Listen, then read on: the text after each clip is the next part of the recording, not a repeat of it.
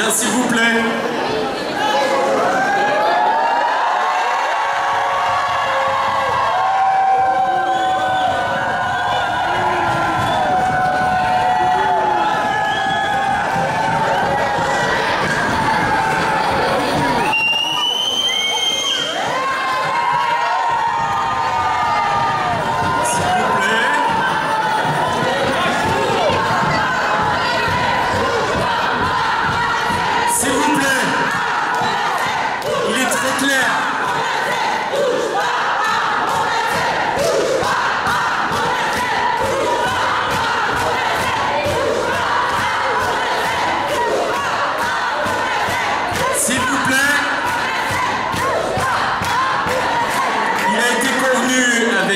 FCPE qui aura une déclaration unique, sans débat, sans manifestation extérieure.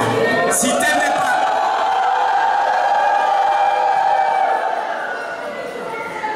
C'est la parole de la FCPE, je la respecte.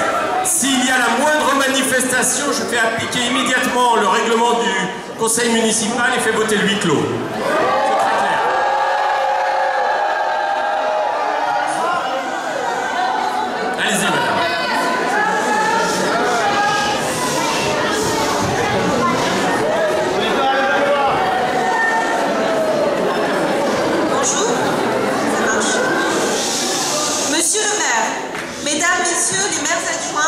Mesdames, Messieurs les conseillers, à quelques jours de la sortie des classes, vos décisions prises récemment concernant entre autres la suppression des postes d'ATSEM dans les écoles maternelles et l'État payant à la rentrée suscitent beaucoup de contestations parmi les acteurs concernés. Outre le fait que ces décisions n'aient fait l'objet d'aucune concertation, les parents, les personnels communaux, les enseignants contestent vivement ces choix et trouvent ces mesures injustifiées et injustes.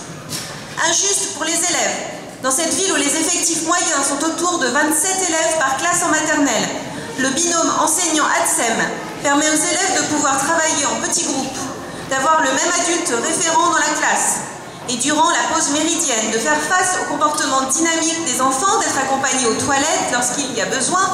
Nous pourrions multiplier les exemples de la nécessité de garder ce binôme stable et à temps complet, qui permettait depuis 2008 d'assurer dans des conditions correctes la scolarité en maternelle des élèves. Injuste selon et pour les familles. La mesure budgétaire de suppression des ATSEM dans 26 classes de la ville est un message négatif envoyé aux parents. Les économies ne doivent pas se faire sur l'éducatif à courte vue. Les économies ne doivent pas se faire sur l'éducatif, qui n'est pas une charge mais un investissement. Les parents contestent cette politique à courte vue, qui sacrifie les élèves pour quelques milliers d'euros. Selon les chiffres annoncés en commission d'enseignement, ces mesures représenteraient une économie négligeable au regard du budget dédié à la politique éducative pour Noisy. La suppression annoncée des postes d'ATSEM aura des conséquences importantes dans le fonctionnement des classes et de la restauration scolaire, pénalisant en premier lieu les enfants. Injuste selon et pour une partie du personnel communal. La suppression des postes d'ATSEM ainsi menée est la preuve d'une gestion par le chiffre et non par la qualité. Si un absentéisme récurrent a été constaté, les services se sont-ils posé la question des conditions de travail? Pourquoi ne pas engager un chantier de lutte contre cette pénibilité plutôt que de supprimer des postes qui ne vont que détériorer ces conditions de travail? Et également accompagner davantage, si besoin, l'intégration des ATSEM dans des équipes éducatives en lien avec l'éducation nationale. Voici des solutions qui permettent de développer une politique éducative locale de qualité. Le cas échéant, force est de constater que la suppression des postes d'ATSEM n'est ni plus ni moins qu'une réduction budgétaire sur le dos des enfants des villes. Injuste selon et pour les enseignants. Il s'oppose avec vigueur à la suppression des postes d'ATSEM, entraînant clairement une régression de l'école. Les enseignants posent également question par rapport à la qualité de l'enseignement, qui pourra alors être délivrée au vu de leurs conditions de travail qui vont être beaucoup plus laborieuses. Votre projet va briser la relation de confiance établie dans la majorité des écoles entre ATSEM et enseignants et épuiser encore davantage chacun d'eux. D'autre part, rendre l'État payant à la rentrée ne réglera rien. Responsabiliser les parents en les faisant payer ne résoudra pas le manque de continuité de participation des enfants dans les activités proposées. Un détail, monsieur le maire, qui a pourtant son importance. Vous avancez cet argument d'irrégularité touchant 15% des enfants. Nous l'entendons. Mais jusque-là, il n'est possible par aucun moyen d'informer de l'absence de son enfant au TAP à la mairie, ce qui aurait permis d'anticiper les effectifs et d'ajuster davantage en amont le nombre d'encadrants nécessaires. C'est une fois de plus un véritable dysfonctionnement de cette mise en œuvre des TAP qui est pointé. Ce qui est certain, c'est que c'est la qualité des activités qui améliorera la fréquentation régulière des TAP et non la facturation. Par contre, le paiement des TAP exclura de fait bon nombre d'enfants de ces TAP. C'est à se demander si votre volonté n'est pas de diminuer la fréquentation des TAP pour diminuer la masse salariale qui lui est dédiée. C'est d'autant plus inacceptable que toujours, selon les données annoncées lors des commissions d'enseignement, la dotation spécifique de l'État et la subvention de la CAF couvrent quasiment entièrement le coût des TAP.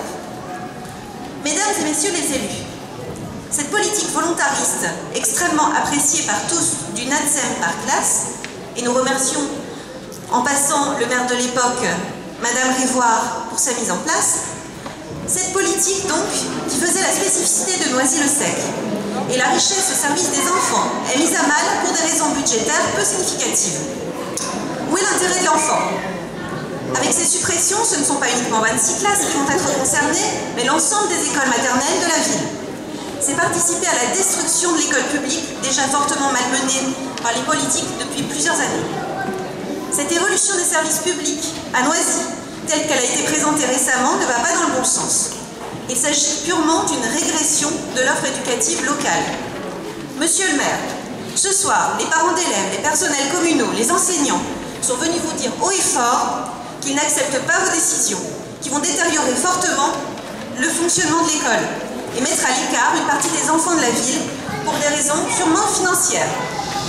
Nous vous remettons plus de 1500 signatures de la pétition que nous avons lancée conjointement et qui a reçu un important écho auprès des acteurs éducatifs et des citoyens. Nous sommes ici pour vous demander de construire des solutions en accord avec la communauté éducative, allant vers l'amélioration et non la régression du service public pour les enfants de Noisy-le-Sec. Si notre point de vue n'était pas pris en compte, nous prévoyons, parents, agents communaux et enseignants, différents types d'actions et de communication dès le mois de septembre, pour continuer à nous opposer à ces choix budgétaires injustes. Allez, monsieur le maire, nous comptons sur vous pour revoir votre politique éducative avec autant d'enthousiasme que celui avec lequel vous défendez la candidature de Noisy en qualité de ville hôte des compétitions de water-polo pour les Jeux Olympiques de 2024.